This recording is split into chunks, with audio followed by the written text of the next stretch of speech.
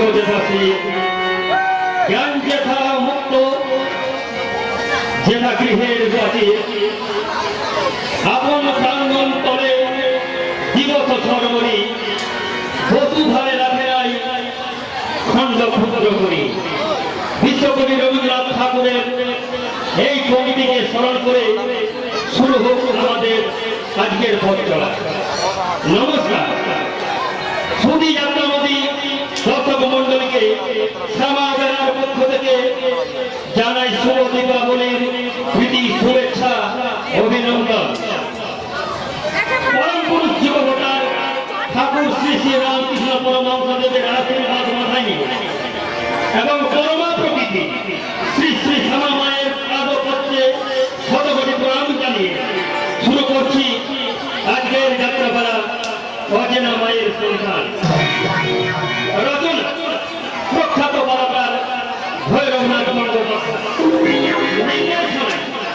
নিত্যানন্দ ঘোষ, দল manager Sundarlal Ghosh, পরিবেশনায় new শ্যামা বেলা, পরিচালনায় হাতপাড়ি গ্রাম সভা, দল পরিচালনা অশোক চক্রবর্তী, মৃত্যুঞ্জয় কোটাল এবং কার্তিক কোলে, আলো ধনী ও ভূষণ সজ্জা পুরুষোত্তম প্রেস হাউস বর্ধমান।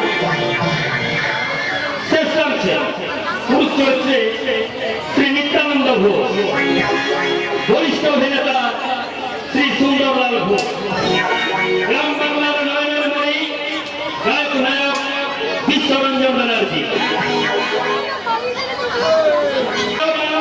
শ্রী শ্রবণ কুমার ঘোষ, কলির ভিলেন অজিত ঘোষ ও প্রদ্যুৎ ঘোষ, তৎসহ অশোক চক্রবর্তী, বিধান ব্যানার্জি, মৃত্যুঞ্জয় কোটাল, শিশির মালিক এবং শিশু চরিত্রে মাস্টার অর্ণব সামন্ত, স্ত্রী চরিত্রে শতাব্দী দাস, উৎপলিকা অধিকারী, মীনা মণ্ডল এবং রানী চৌধুরী।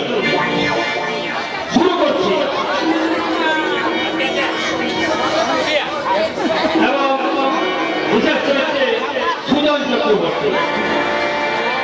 শুরু করছি ভৈরবনাথ বন্দ্যোপাধ্যায় রচিত নিত্যানন্দ ঘোষ নির্দেশিত শ্যামা অপেরা পরিবেশিত এক অশ্রু সজল সামাজিক যাত্রাপালা, প্রেম প্রীতি ভালোবাসার এক সুমধুর হাস্য কাহিনী, নারী জীবনে এক বেদনা বিমূঢ় চিঠি আলেখ্য, যে হতভাগিনী সংসারে এসে জীবন করিল দান, তারই ছেলে আজ মায়ের দিকে চেয়ে সুযোগে ধরাই বান, সেজে এল অচেনা মায়ের সম্পদ।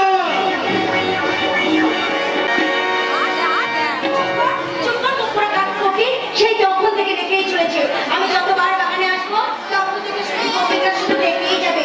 আরে আরে আবার ডাকছিস, দাঁড়া তোকে আমি দেখা করবো। ও তুমি কি জানতে পেরেছো আমার মনের ব্যথা? ওই কবিতা ওই তোকে দেখে জানি একটু পরেই ওই কন্যাটা বিদেশ চলে যাবে, আর বিদেশ চলে যাওয়ার সঙ্গে সঙ্গে আমার মনে কত ব্যথা। কন্যাটাকে একবারও ভেবে দেখছি আমার মনে ওর জন্য কত ভালোবাসা। বউ কথা কও, বউ কথা কও, ডাকিস কেন তোরে থাকি? বউ কথা কও, বউ কথা কও, ডাকিস কেন তোরে থাকি? ডালে ডালে ঘুরে ঘুরে ঘুরে ঘুরে ঘুরে খেয়ে নাচি, ডালে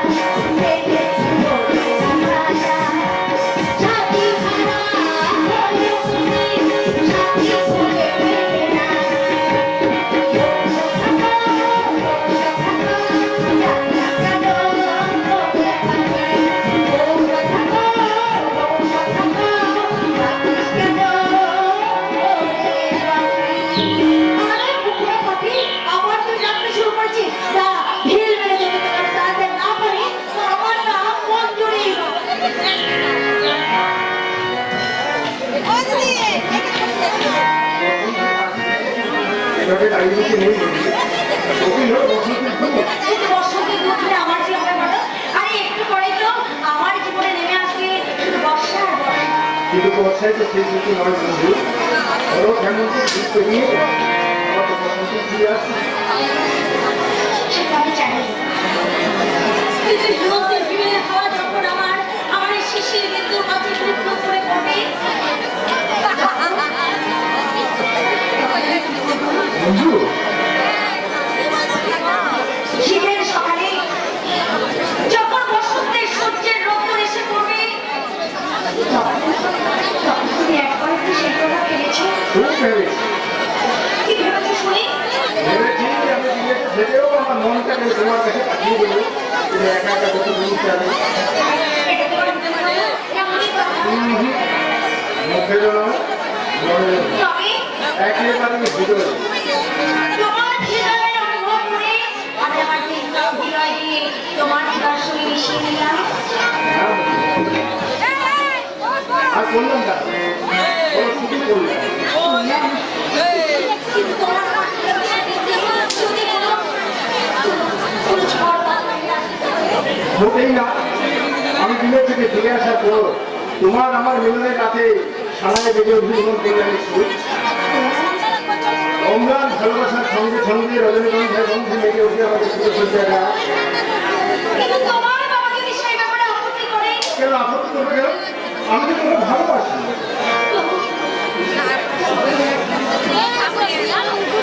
তোমরা বড়লোক আর আমরা হচ্ছি অতি দরিদ্র একজন ড্রাইভারের মেয়ে। ড্রাইভারের মেয়ে হলেও তুমি তো লেখাপড়া শিখেছো। ছোটবেলা থেকে তুমি আমাদের বাড়িতে মাছ করে তুমি তো শিখে ফেলছো আমাদের বংশের দাবি যাচ্ছে। তোমরা উচ্চ বর্ণ আর আমরা কায়স্থ। ভালোবাসায় কোনো জাত ধর্ম হয় না বন্ধু।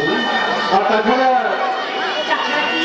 আমার মা বাবা তোমাকে যথেষ্ট স্নেহ করে, তোমাকে নিজের মেয়ের মতো করে তারা মানুষ করেছে। কিন্তু না কোনোদিন তো নয় বন্ধু। আমার ভাই বোন সকলেই তোমাকে নিজের লোক বলে মনে করে। সুতরাং আমাদের বিয়ের ব্যাপারে আমাদের বাড়িতে যে আরো কোনো আপত্তি থাকবে না, এই ব্যাপারে তুমি নিশ্চিন্ত থাকবে। ঠিক আছে বাবা, ঠিক আছে, এই ব্যাপারে না হয় আমি নিশ্চিন্ত হলাম, কিন্তু অন্য ব্যাপার অন্য ব্যাপার মানে মানে সব 7টা বছর তোমাকে বিদেশ থাকতে হবে। আর তুমি বিদেশ যাচ্ছ, যাচ্ছি মানে আরে এয়ারপোর্টে পৌঁছে দেওয়ার জন্য কোম্পানির গাড়ি দুবারে রেডি। কিন্তু কিন্তু তুমি তো বেশ কয়েক বছর ধরে বিদেশে থাকবে, হ্যাঁ থাকবো। সেখানে যদি আবার ডুবে জল খাবে না তো? তার মানে আরে বাবা, মানে তো অতি সহজ। আমি শুনেছি ওই বিদেশের মেয়ে ছাড়টা নাকি তুমি না বলছে ভান করছো, ওই বিদেশের মেয়ের ছাড়টা নাকি একেবারে গায়ে পড়া হয়, আর ওদের নাকি অবাক মেলামেশা নাকি ওদের একেবারে নৈতিক বিচার। তাই তাই তুমি কোনো মেয়ের সঙ্গে আবার প্রেম করে ফেলবে না তো? তোমার মুখ থেকে এ কথা শুনবো আমি কত কল্পনাও করে পারি। আমি তুমি আমাকে জানো না, তুমি আমাকে চেনো না। তোমাকে একদিন দেখতে না পেলে আমি যেন কেমন হয়ে যায়। তাও তুমি তখন আমাকে সন্দেহ করছো।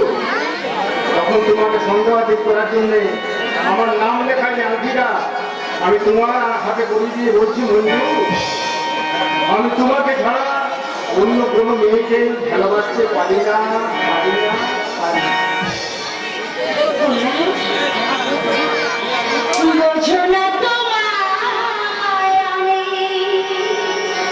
কত ভালোবাসি গো,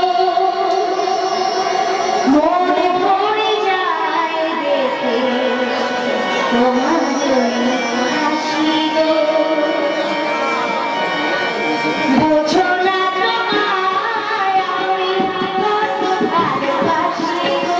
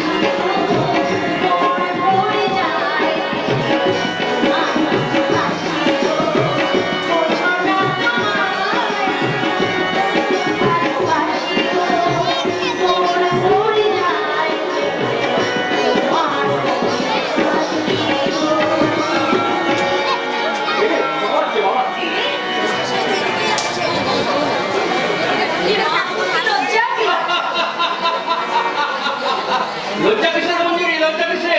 তোমরা তো কোনো নাই কাজ করো না।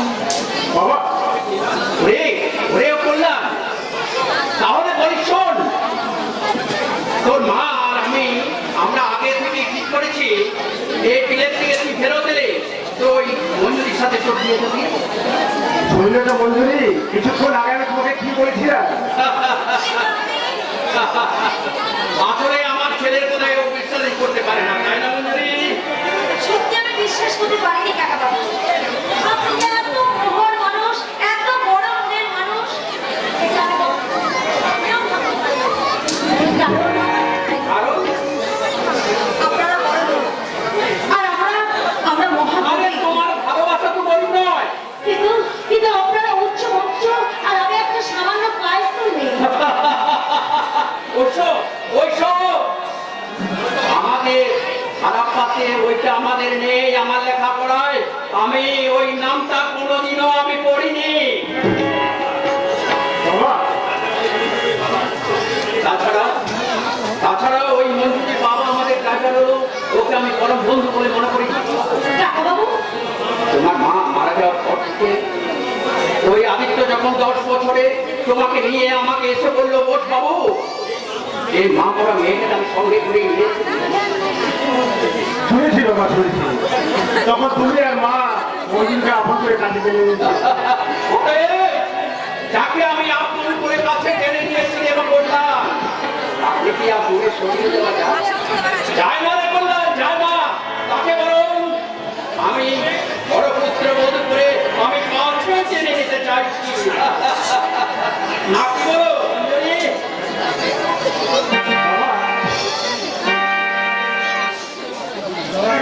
কোম্পানি গাড়ি চালা করছে, আমি আয় বাবা আয়, আয় বাবা আয়। তোর মা কালী যেন যাত্রা পথ শুভ করে।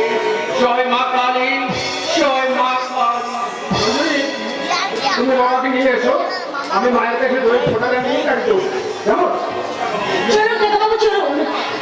আপনার মতো দেবতার আশীর্বাদ যখন, স্নেহ যখন আমি পেয়েছি, তখন আমি আপনার সঙ্গে গিয়ে আপনার ছেলেকে ওই বিদেশ যাওয়ার জন্য বিদায় সম্ভাষণটা জানিয়ে আসি। বিদেশ যাত্রার বিদায় সম্ভাষণ জানাতে তোমাকে আর ওখানে যেতে হবে না মঞ্জুরি।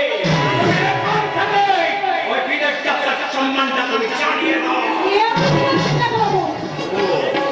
মানে ওই ভবিষ্যতের কল্যাণের সাথে তোমার দেখা হবে না। এ আপনি কি বলছেন কাকা এই কি বাবু? হচ্ছে? আর কি বলছি তুই বুঝতে পারছিস না শয়তানি?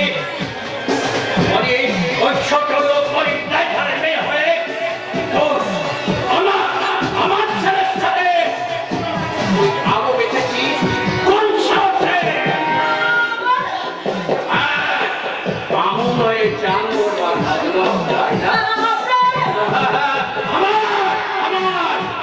আমার বাড়ি পুরনো ড্রাইভার তোর বাপ, তাই তোদের ওই ভালোবাসার খোলা যাবে। আর ওই হারামজাদা ড্রাইভারটা ওই সব জানে, আর জেনে শুনে সে আজ পর্যন্ত আমাকে সে আজ ওই খবরটা আমাকে জানায়। আমাদের কাকা বাবু, আপনি আমাকে বাবাকে কিচ্ছু বলেন না। দোষ করেছি আমি। যদি কোনো কথা বলতে হয়, যদি কোনো গালাগালি দিতে হয়, আপনি আমাকে দিন।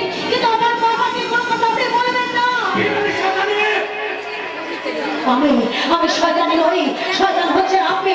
তাই তো ছেলের সঙ্গে ভালো মানুষের অভিনয় করে আজ আজ আপনি আমাকে আপনার ছেলের কথা আপনার স্বরূপটা জানতে দিলেন না।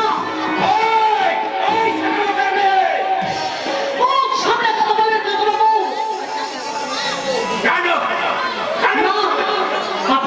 আপনিও শুনে রাখুন না বাবু। আপনি আমাকে যে কথাগুলো বললেন এই মুহূর্তে আমি আপনার ছেলের কাছে গিয়ে এই সমস্ত কথাগুলো বলে আমি বলবো, কল্যাণ তোমার বাবা তোমার সামনে আমাদের ভালোবাসা নিয়ে যে কথাগুলো বলেছে সে কথাগুলো সব তোমার বাবার অভিনয়। তুমি সঙ্গে সঙ্গে জেনে যাও তোমার বাবা আমাদের তোমার সঙ্গে আমার সঙ্গে প্রবঞ্চনা করেছে, প্রতারণা করেছে।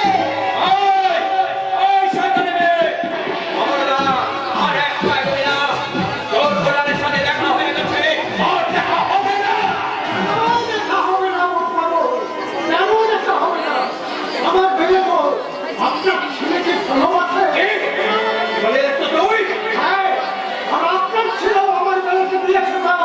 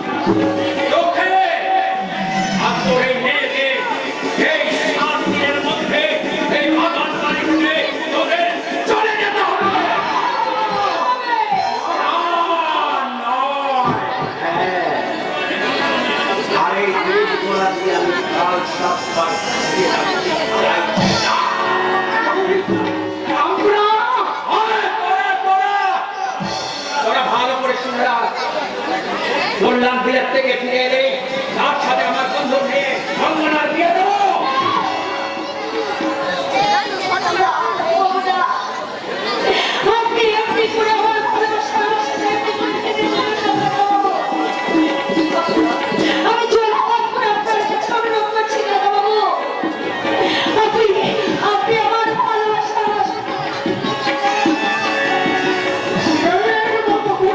মানুষ করেছে তাকে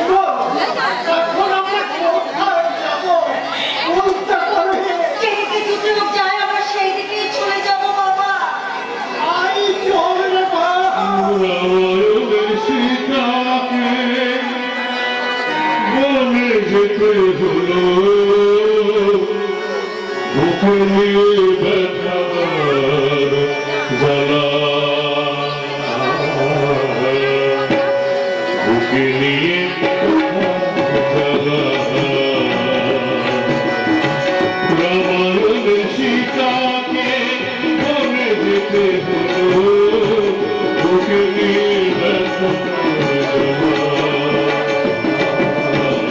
বুকে নিয়ে ব্যথা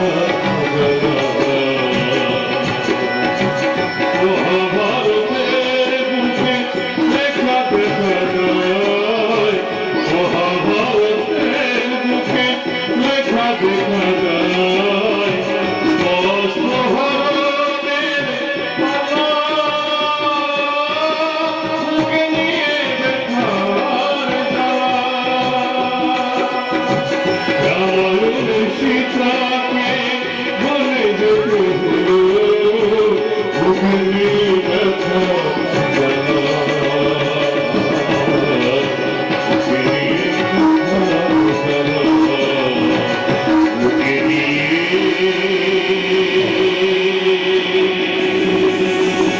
ব্যথা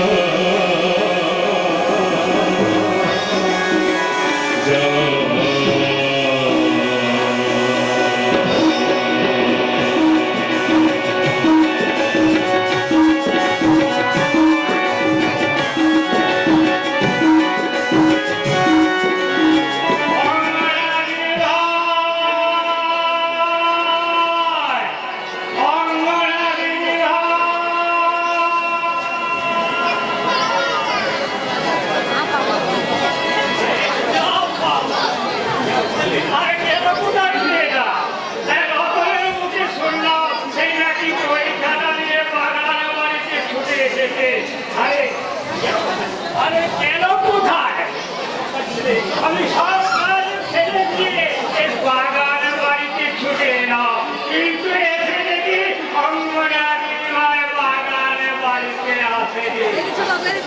দেখি তো ওই খাতির কাছে সবাই বসে দিদি আবার মন দিয়ে লেখাপড়া করছে। ওই ছাতি মাঝে তোমাতেই হোক আর যেখানেই হোক সেই গভীর মনোযোগ দিয়ে লেখাপড়া করছে।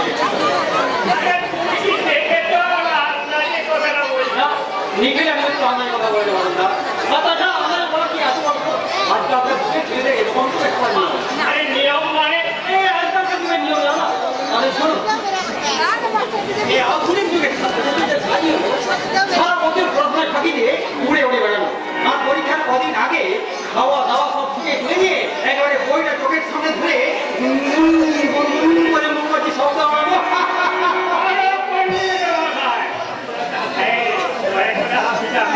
কেন কেন আজ বন্ধ করবো না? তুমি পাবো না তাই কি বললে? হ্যাঁ আমি ঠিকই বলছি বাবা, ঠিকই বলছি। ওই বাবার বন্ধু বীরেশ কাকা কিনে পাওয়ার পর থেকে না আমি এত আনন্দ পেয়েছি যে হাজারবার হেসেও সেই আনন্দটা আমি প্রকাশ করতেই পারছি না। বন্ধ করলাম? তাহলে শোনো কেন বন্ধ করলাম এই বিষয়টা তোমাকে ওই নিরিবিলিতে জায়গায় গিয়ে এবারে বুঝিয়ে বলি, চলো।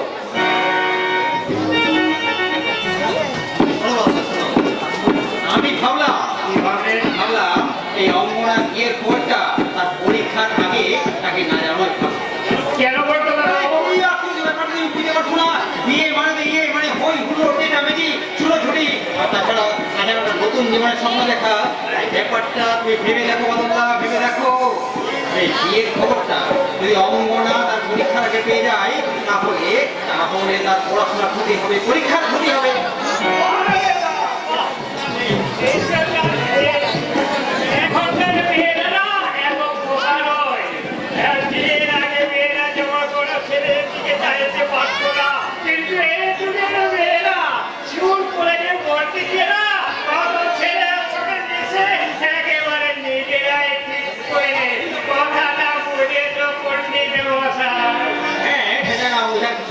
বোঝার কিছু নেই, আমিও কলেজে ক্লাসে থেকে অনেক কিছু দেখে থাকি। আচ্ছা বাদলদা, ওই যে তমাল বলে যে ছেলেটা প্রতিদিন বই খাতা নিয়ে অঙ্গনার সঙ্গে দেখা করতে আসে, ছেলেটা কে বলতো?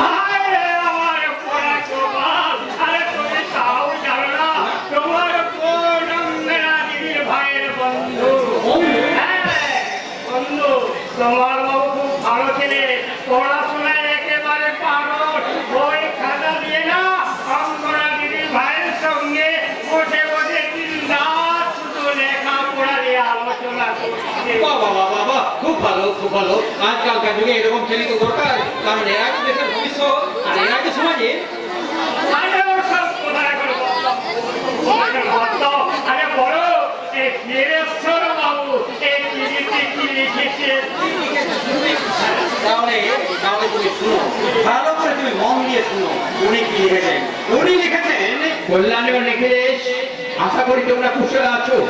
তোমরা নিশ্চয় মনে আছে তোমার বাবার সঙ্গে আমার অতীতের কথা অনুযায়ী কল্যাণী আঙ্গনা আমার ভাবি পুত্র বউ। তাই তোমরা আনন্দ ভাবে বলে জানাচ্ছি যে আমার বড় ছেলে তোমার ভাবি ভগ্নিপতি কল্যাণ কয়েকদিন আগে বিশেষ শিক্ষা লাভের জন্য বিলেত গেছে। সে পড়াশোনা শেষ করে দেশে ফিরলেই আমি তোমার বোনের অঙ্গনাকে পুত্রবধূ করে আমি ঘরে আনার জন্য ওদের বিয়ের দিন ঠিক করবো। ইতি আশীর্বাদ বীরেশ্বর ঘোষ। বাবা, অঙ্গনা দিদি ভাইয়ের সত্যি ভাগ্য ভালো, তাই তো সে এত বড় ঘরের বউ হয়ে যাচ্ছে।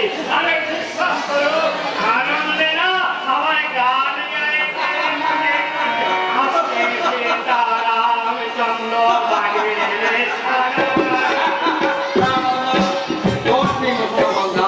এখন তুমি একদম গান গাইতে শুরু করবে না। এখন গান গাইতে শুরু করবে না, আমার সব কাজ একেবারে বন্ধ হয়ে যাবে। তাকে তুমি এক কাজ করো, তুমি তুমি এই চিঠিটা অঙ্গনাকে দিয়ে তাকে তুমি বিয়ের খবরটা জানিয়ে যাও। যাও। আরে কি আর পুজো পারবো না কেন, পারবো না কেন? চিঠিটা দেবো বলেই তো আমি বাগান করে চিঠিটা নিয়ে এসেছিলাম। কিন্তু এসে ভাবলাম, কি ভাবলাম তোমাকে আর ভাবনাও শেষ নেই। তা কি ভেবে দেখলে? আমি ভাবলাম এই চিঠিটা পেয়ে আমি যতখানি আনন্দ পেয়েছি অঙ্গনাও ঠিক ততটাই আনন্দ পাবে। কিন্তু কিন্তু দুজনের আনন্দটা দুরকম, তাই এই দুজনের দুরকম আনন্দের টানা পড়ে না, আসল আনন্দটাই মাঠে মারা যাবে।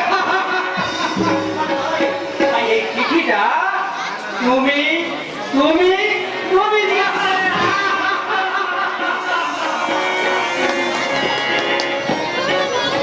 আমার ভরা মানুষটাকে নিয়ে আমার যে কি সমস্যা, তার কোনো ঠিক ঠিকানা নেই। কোন কলেজে ছাত্র পড়ায়, অথচ তার এখনো কোনো বুদ্ধি হলো না। আরে দেখি, আমার সন্তানকে আমি কোথায় করি এবার? অঙ্গনা দিদি ভাই। হাই মাই সুইট বাদুদা। আরে বাবা, তুমি এই সময় এখানে? তোমার কোনো ফোন দরকার বলো? চাই না দিদি ভাই, তোমার এই যে কোন করতে চলেছে, আমি সেই সর্ববাদিতাই তাকে শিখে এলাম। তা ব্যাপারটা একটু বলো তো। আরে বলবো, সব কথা বলবো। আরে চলো, ওই ছাতির গাছের তলায় বসে। কে মরেছে? ওই ছাতির গাছের তলায় তো তমাল বসে আছে। হ্যাঁ? আরে রবিবার তোমার সঙ্গে দেখা করতে এসেছি। হ্যাঁ, মানে ওই পরীক্ষা নিয়ে কি করতে তুমি জানবে? সেই সব করছিলাম তো। দিদিরা, এই দিদি তোমাকে হারিয়েছে না দিদিরা। তার মানে তোমার বাবু যতই তোমার বন্ধু হোক, আসলে সে ছেলে আর তুমি হচ্ছ মেয়ে।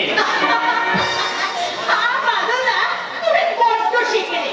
আরে বাবা, মানে তুমি না সে পুরোনো দিনে পড়ে আছো। আরে পুরনো চালে ভাগে বাড়ি ভাই, এই কথাটা নিশ্চয়ই শুনেছো। ভাতে বললাম খেতে কিন্তু ভালো লাগে না। খেতে ভালো না লাগলে কি হবে?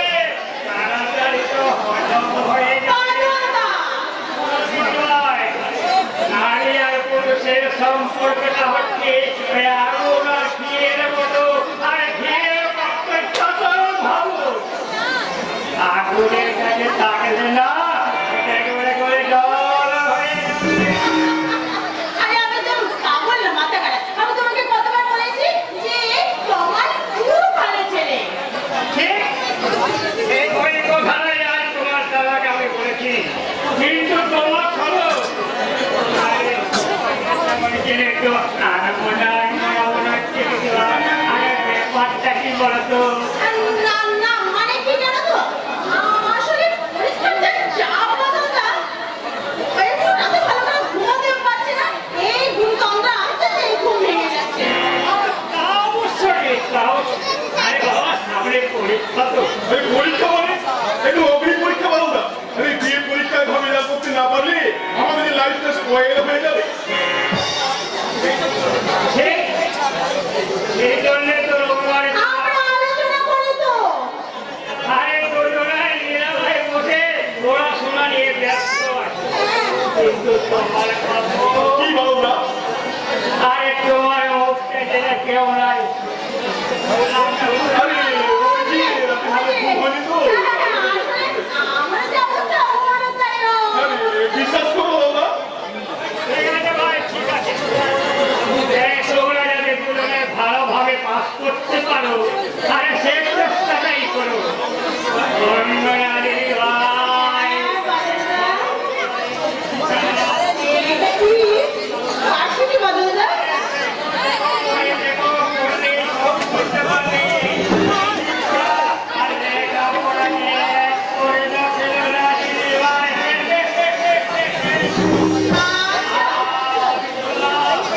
তাড়াতাড়ি বাজার করে আমাকে আবার রান্নার ব্যবস্থা করতে হবে উফ, কি সাংঘাতিক দিল।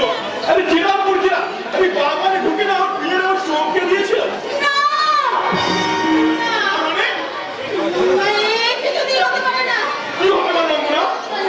আরে তোমার বদলে অন্য ছেলের সঙ্গে আমার বিয়ে। কি বলছো তুমি? আমি বলছিলাম তোমার, আমি বলছি না। বলছে এই চিঠিটা, এই চিঠিতে কি লেখা আছে তুমি পড়ে দেখো। কমলা, আমি বিশ্বাস করি তোমার। তোমার সঙ্গে আমার বিয়ে না হলে আমি কিছুতেই বাঁচতে পারবো না, কিছুতেই না। তুমিও বিশ্বাস করো না।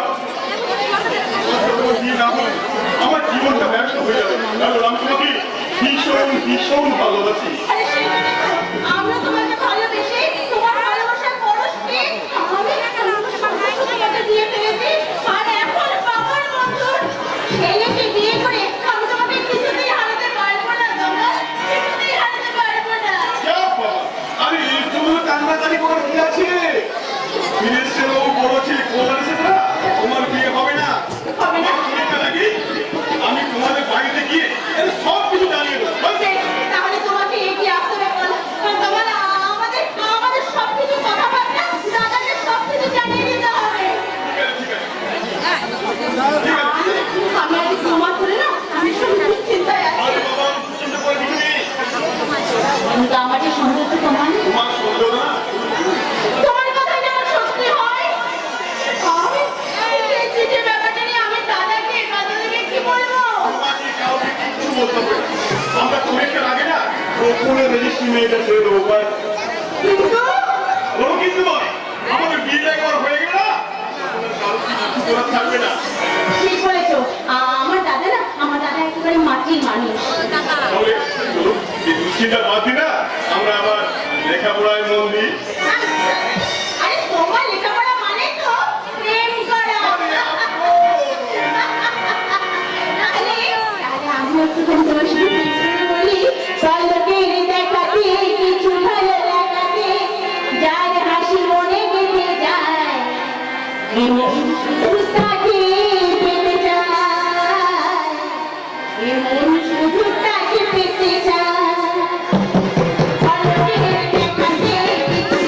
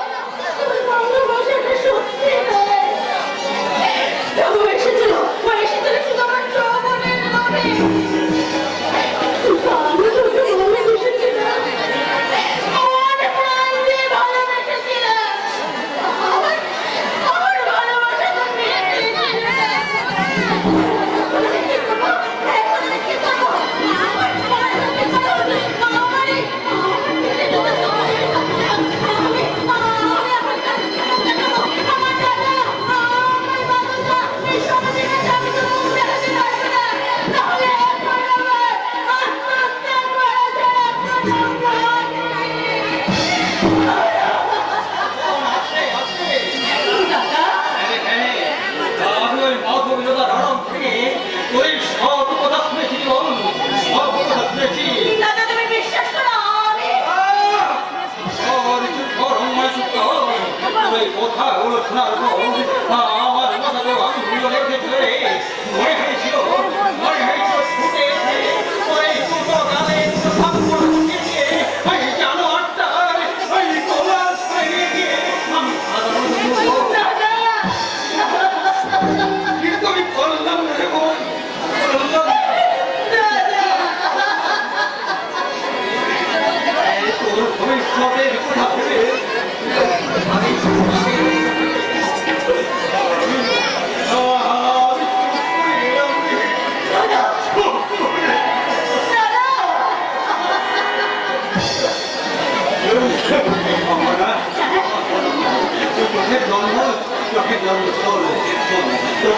তোকে আজ আমার সঙ্গে যেতে হবে ভাঙতে। আমি 1 বছরের জন্য এখানে আমি দেখতে পেয়ে যাচ্ছি, আর সেখানে গিয়ে ওই বাচ্চাটাকে আমি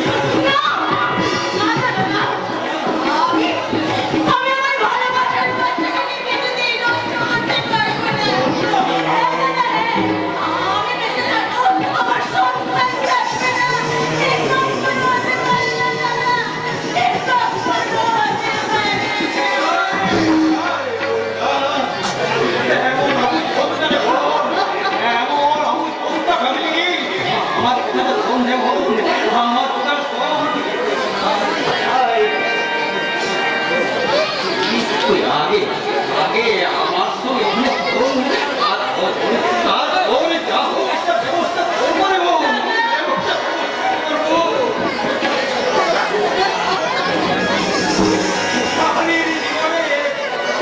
মাতৃত্বের সাথ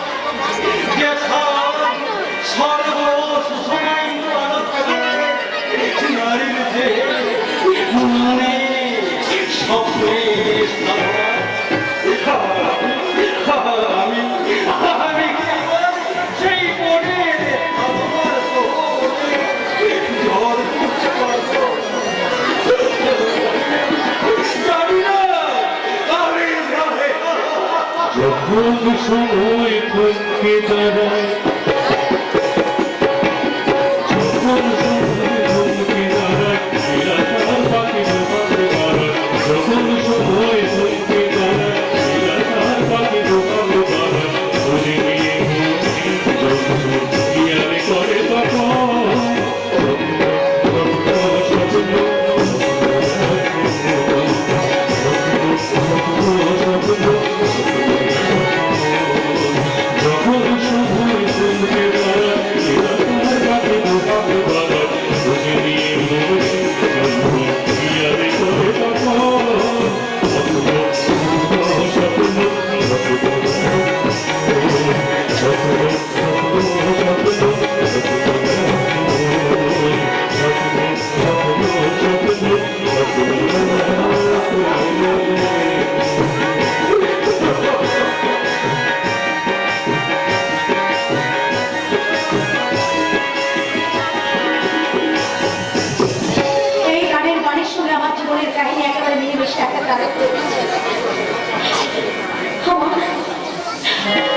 আমার জীবনের সঙ্গে সবচেয়ে বেশি আমার জীবনে আপন ছিল সেই কল্যাণ আজ কত দূরে আছে। সেই কল্যাণ বিলেত যাওয়ার দিন আমাকে বলেছিল। তুমি আমাকে জানো না, তোমাকে একদম দেখতে না পেলে আমি যেন কেমন হয়ে যাবে। তাও তুমি যখন আমাকে সন্দেহ করছো, আমার নাম লেখাই আংটিটা আমি তোমার হাতে পরিয়ে দিয়ে বলছি নন্দিনী, আমি তোমাকে ছাড়া অন্য কোনো মেয়েকে ভালোবাসতে পারি না, পারি না, পারি না। তার পরিবেশে আংটিটা আজ আমি আমার হাতে ধরে আছি। একদিনের জন্য এই আংটিটা আমি খুলতে পারিনি, একদিনের জন্য তাকে আমি কখনো কোনোদিনও খুলতেও পারিনি। মাঝে মাঝে আমার মনে হয় আমি কল্যাণের সঙ্গে আমি দেখা করি, আমি দেখা করে তাকে গিয়ে আমি বলি যে কল্যাণ, তোমার বাবা না হয় অপমান করে আমাদের তোমাদের বাড়ি থেকে তাড়িয়ে দিয়েছিল, ওই তুমি তো সেই খবর একদিন না করি, তুমি তো সেই থেকে আমার কোনো খোঁজও করোনি। না,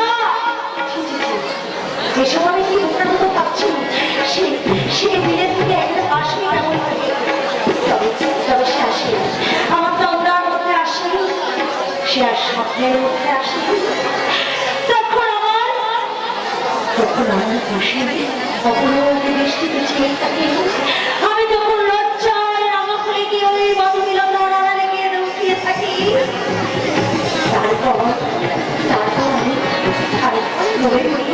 আমি গিয়ে উঠি আমাদের সেই প্রথম দিনের ভালোবাসার গান। কাছে এসেছি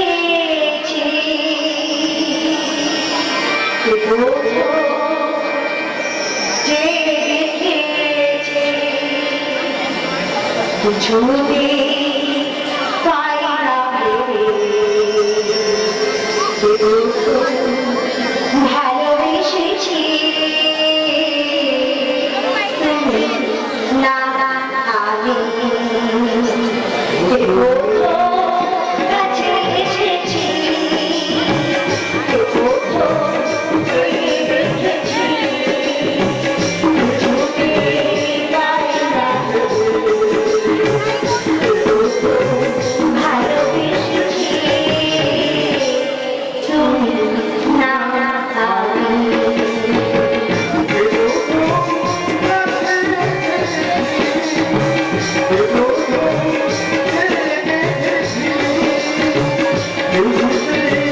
পাই না ভেবে,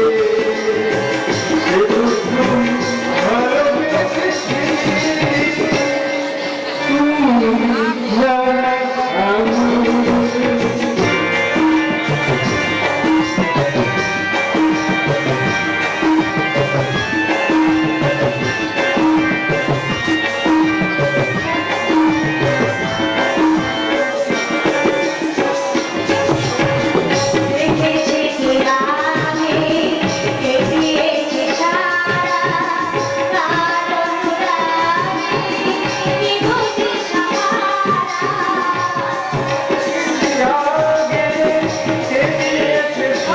কাছে এসেছি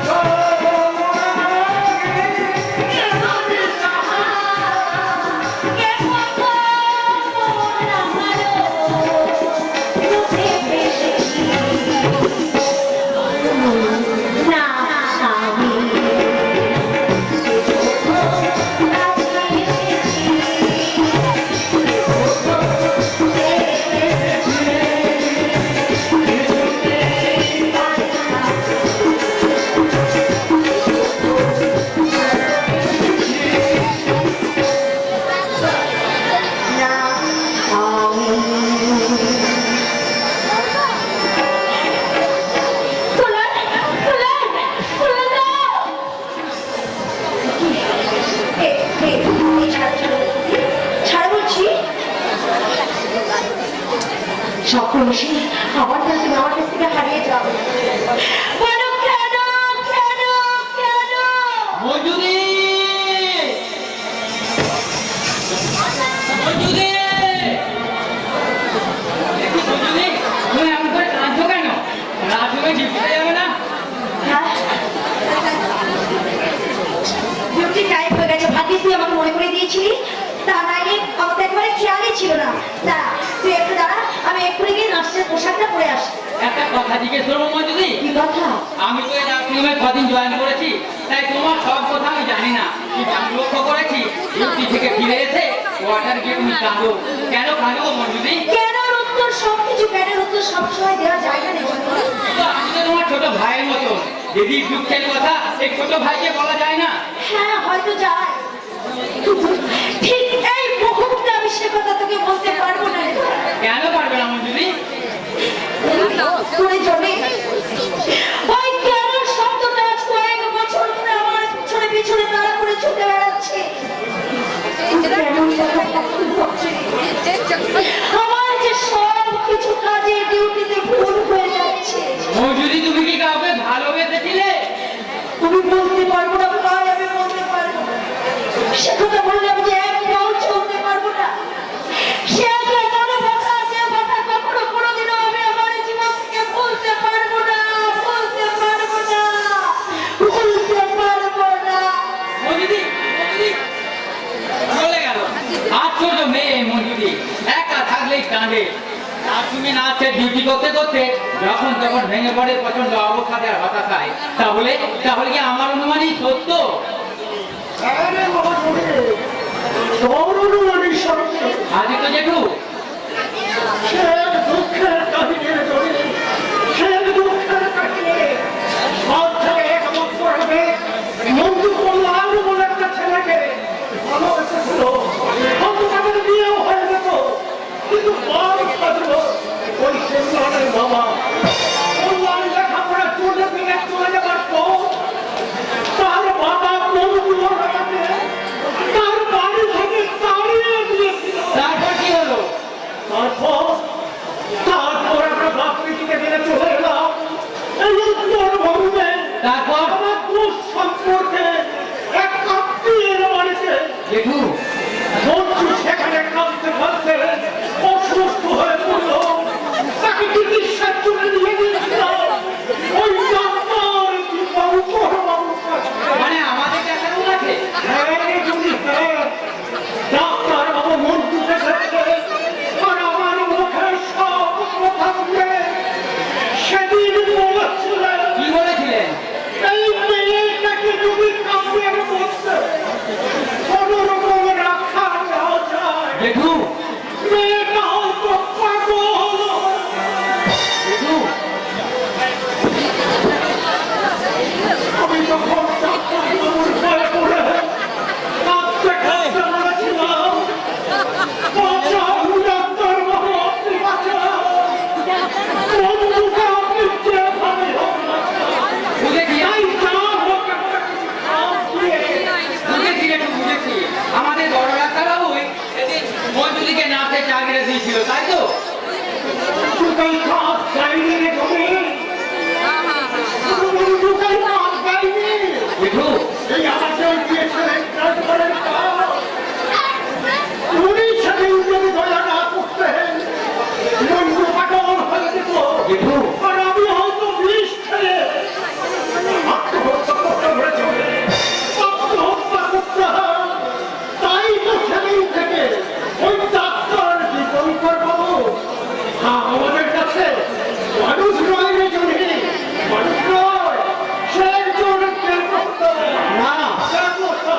না না দিত্যবাবু, দয়া করে ওসব কথা বলবেন না।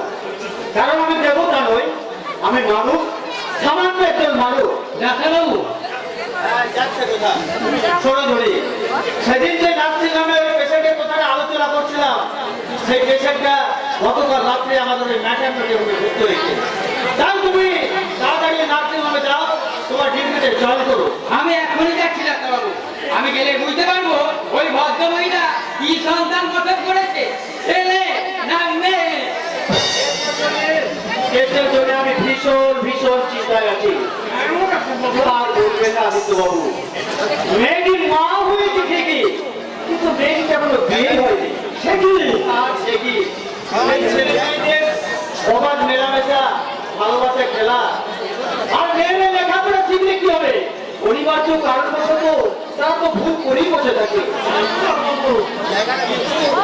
কিন্তু মুশকিলটা কি জানেন আদিত্যবাবু? মেয়েটি হচ্ছে আবার আমার এক বন্ধুর বউ। হ্যাঁ, তোমার বলছি নাকি? আমার বন্ধু এই মিছিলে আজ থেকে প্রায় 8 মাস আগে তার ওই গর্ভবতী কুমারী বোনকে সঙ্গে নিয়ে সংসারে কাউকে কিছু না জানিয়ে সোজা চলে আসে আমার শহরে সেই বোধ হয় তিনি আপনার সঙ্গে দেখা করেছিলেন। হ্যাঁ, প্রথম দিন দেখা করেই নিখিল এসে আমাকে সব কথা বলেছিল। আশ্চর্য তো, কেন?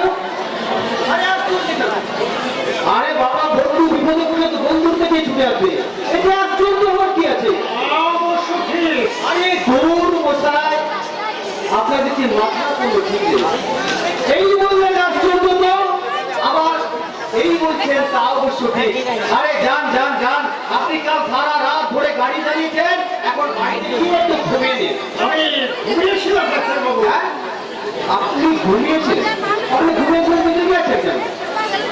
আচ্ছা, আপনি কি জেগে জেগে ঘুমান না ডাক্তারবাবু না, এই হতভাগ্য আমি না ঘুমিয়ে ঘুমিয়ে যেতে থাকে ডাক্তারবাবু, ঘুমিয়ে ঘুমিয়ে যেতে থাকে।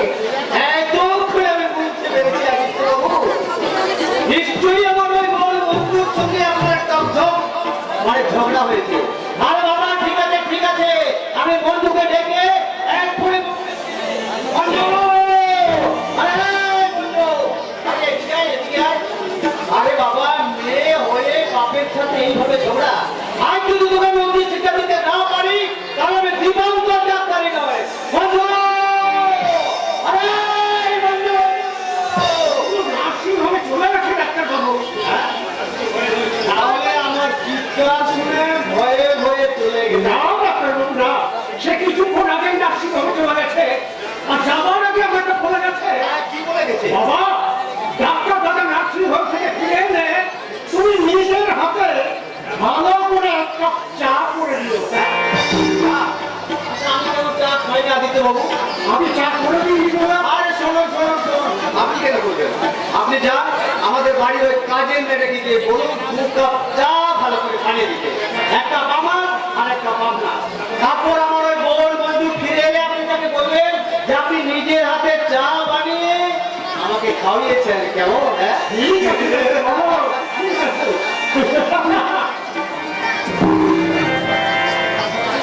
যা বাবা, সমস্যাটা আমার মিটে গেল। কিন্তু কিন্তু কি করে সমস্যা মিটে গেল? আরে বাবা, আসল সমস্যাটা তো এখনো বাকি। লিখিলেন লিখিলেন যতই আমাকে বলো, আমি তো একজন মানুষ নাকি? মানুষ বলেই তো তোকে আমি এই ভয়ঙ্কর অনুরোধটা করছি। মানুষ বলে কি তোকে আমি এই অনুরোধটা করতাম, কিন্তু কিন্তু তোমার তোমার তোমার বাচ্চাটাকে আমি কি করে অন্যের হাতে তুলে দিই বলবো? আর তাছাড়া এই যে দেখছি, এই যে আজকালকার এই মায়েরা, এরা তো নিজের সন্তানটাকে পাচ্ছে না লাগাতে। এরা কি গো মায়েরা, আপনারা আপনারা কুমারী করে মেয়ের বাচ্চাদের কেউ নেবে নাকি? নেবে? শুনলি তো লিখিলে, কেউ নেবে না। আরে বাবা, মেয়ের বাচ্চাকে কেন? কিন্তু যে ওদের উপকারে আমার যে অনুরোধ তোকে রাখতেই এই অনুরোধ তোকে রাখতেই, কিন্তু কোনো কিন্তু নয় রে, কোনো কিন্তু নয়। আমি তোকে কথা দিচ্ছি দিগঙ্কর, ওই বাচ্চাটাকে মানুষ করার সমস্ত খরচ আমি বহন করবো। আপাতত তুই আমাকে এই বিপদ থেকে রক্ষা কর দিগঙ্কর, এই বিপদ থেকে রক্ষা কর। নইলে আমি এই সমাজের কাছে, এই সংসারের কাছে আমার এই মুখটাকে আমি দেখাতে পারবো না রে। আমি দেখাতে পারবো না। তা অবশ্য ঠিক। তাছাড়া তো আপনার আবার বিয়ে দিতে হবে। বিয়ে দিতে হবে কি বলছিস দিগঙ্কর? ওই মেয়েটার বিয়ের কথা যে পাকা হয়ে আছে, অথচ ওই বোকা মেয়েটা এমন একটা কাঁচা কাজ করে বসে। আচ্ছা ওই মেয়েটা তুই কি দোষ দিব? আর সে কি জানতো যে ওই ছেলেটা তাকে ওইভাবেই ঠকাবে? দিগঙ্কর যাচ্ছে বোঝা, বাচ্চা হয়েছে কি না আরে বাবা কি করে শুনবো? আমার তো এখন নার্সিং হোমের ডিউটি। শোন দিগঙ্কর শোন, অঙ্গনা একটা পুত্র সন্তান প্রসব করে সে উদ্ধার হয়ে গেছে। আমি জানতাম কি? হ্যাঁ আমি জানতাম রে লিখিলে, অঙ্গনার বাচ্চা প্রসব করার পর সে আত্মসাৎ হয়ে পড়বে এবং তার সেল ফিরতে বেশ কিছুক্ষণ সময় লাগবে। তাহলে তুই আর দেরি করিস না ভাই, তুই আর দেরি করছিস না। এই এই সুযোগে যেমন করেই হোক তুই বাচ্চাটিকে করিয়ে দে, নইলে অঙ্গনার জ্ঞান ফিরে এলে সেদিকে তোর বাচ্চাটাকে ছাড়বি না রে, ছাড়বি না। ছাড়তে কি কেউ চায় না লিখিলে? ছাড়তে কি কেউ চায়? কোনো মা কি তার সন্তানকে চিরকালে ছেড়ে দিতে চায়? আরে না রে, না না না রে দীপঙ্কর, না, চিরকালের জন্য হয় রে দীপঙ্কর, চিরকালের জন্য নয়, মাত্র কিছুকালের জন্য। আমি ঈশ্বরের নাম শপথ করে বলছি দীপঙ্কর, ওই মেয়েটার বিয়ে হয়ে গেলে আমি যা হোক একটা ব্যবস্থা করবো রে, ব্যবস্থা করবো। তুই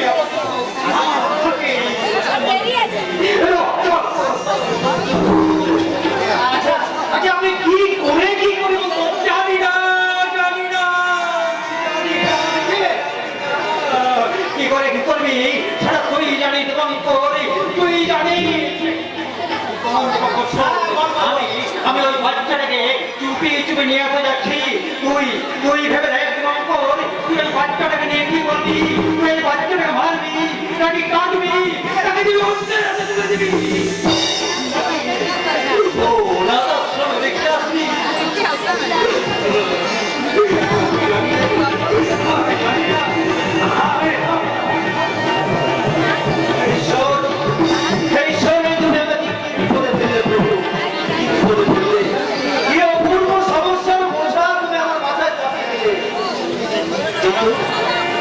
সেই বাচ্চাটা সে তো তার জন্মের জন্য দায়ী নয়, কোন অপরাধে আমি তাকে কিন্তু লিখিলিস তোমার বন্ধু, ওই অঙ্গনা তোমার বোনের মতো, অথচ ডাক্তার হিসেবে আমার তোমরা দায়িত্ব বা কর্তব্য তাকে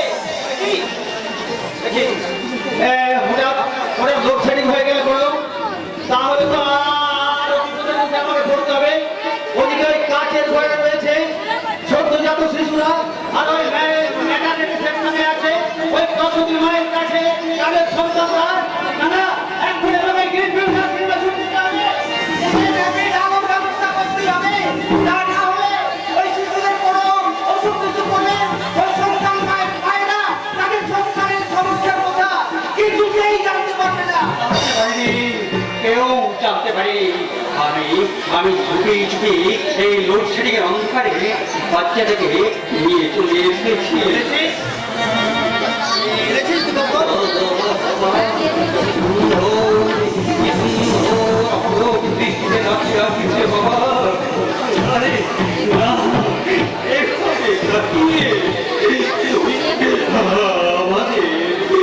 আমাদের মায়ার বাঁধনে বাঁধিস না রে বাবা, বাঁধিস না।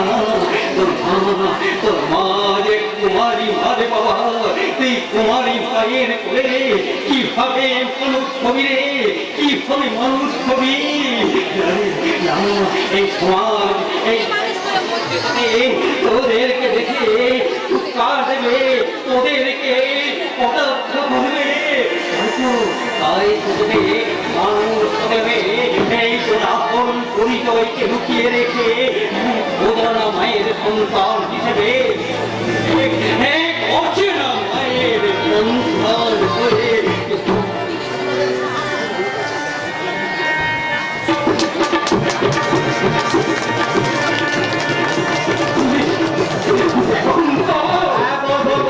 বলতে পারি সেই বাচ্চাটাকে আমি আপনি আমার হাতে তুলে দিয়ে নির্দেশ বাবু। আপনারা দেখা করবেন না, সঙ্গ ছুটবে না। আমি কথা দিচ্ছি কেউ কখনো কোনোদিন এই কথা জানতে পারবে না। আমার মৃত্যুর আগের দিন পর্যন্ত এই কথা কখনো কোনোদিনও প্রকাশ হবে না। এই কথা আমি আপনাদের দিলাম। এই শিশু সন্তানটাকে আমি মায়ের মতো করে আমার কোলে তুলে নিয়ে আমি চিরকালের জন্য ওর মা হয়ে গেলাম। তুই কি করলি রে বন্ধু? তুই একটু বেশি করলি। মায়ের যে করা উচিত আমি তাই করেছি বাবা। কিন্তু তুই তো তোমারই মেয়ের বন্ধু, মাতৃত্বের স্বাদ তুই কি করে বুঝলি? দাদা তুমি তো ডাক্তার মনোবিজ্ঞান নিয়ে পড়াশোনা করেছো, তা তুমি কি জানো না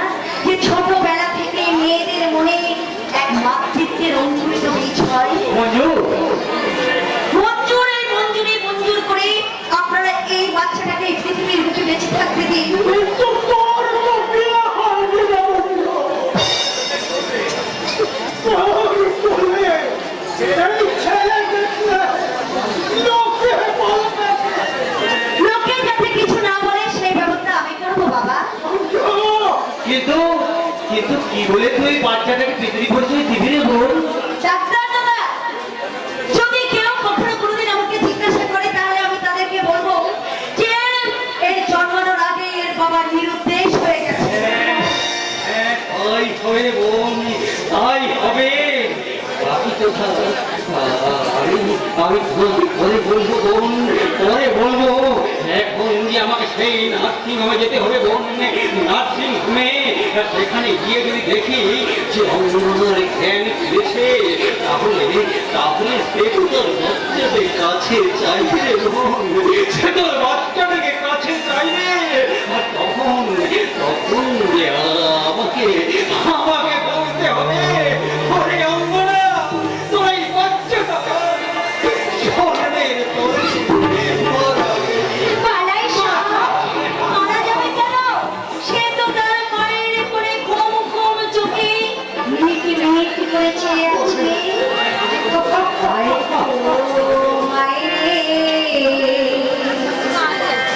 চোখের কোনায় রে